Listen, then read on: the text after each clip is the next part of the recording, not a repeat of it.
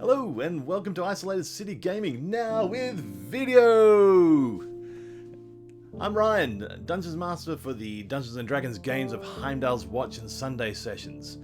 Today I am announcing a short series where I delve into the starter box for the Call of Cthulhu game.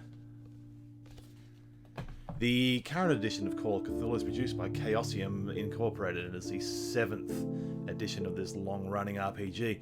It's quite the reputation for being fairly brutal to player characters, both physically and mentally, although I believe the need for multiple character sheets in case your current one departs in mind or body has been somewhat reduced. I myself has only ever played in one other Cthulhu-themed RPG. It's quite some time ago, 10, maybe 15 years ago. We played through Cthulhu Tech. Well, I say played through, we played one session as the keeper kind of freaked us all out during the game, including himself, and that was it, but it was a fantastic introduction to the concept of playing in a Cthulhu mythos setting. I'm super excited to give this version a try, especially something that's much more in the theme of the original Cthulhu mythos stories, a little bit more early 1900s. Anyway, let's pop over and check out the contents of the starter box.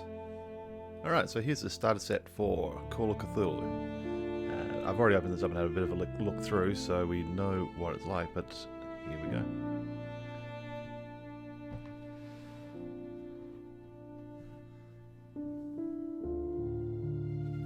A little bit of a write-up from the producers of this series of the game, as well as a breakdown of what's in this carton. And everyone's favourite, dice.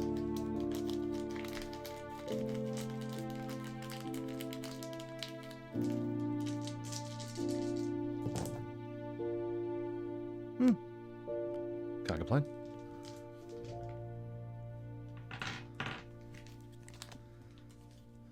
This is one of the things I find most neat about this starter set, is it comes with 3 books. The second book is the basic rules. It's enough for a player or a game master, or keeper in this case, to run a basic series of games of the ones in this box. The very, very neat part about this is what is Book 1. Book 1 is essentially a single-player campaign. A brief choose-your-own-adventure style game that steps you through creating a character and playing through a simple encounter.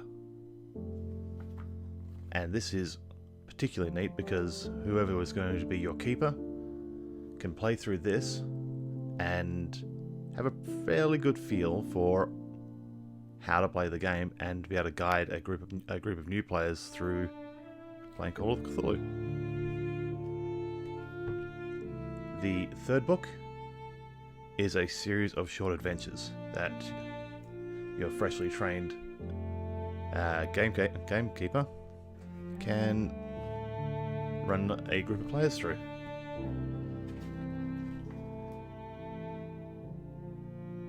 There are 3 short campaigns in this that I haven't looked at yet because I don't want to spoil myself for. Now, the box set does come with 5 pre-generated player characters, but it also gives you a few copies of the character sheet so you can create your own, which is also part of that starter campaign. It also comes with a whole pile of handouts, including maps and letters and pictures and all sorts of evidence that you need to be running through the encounters and the campaigns that are in Book 3.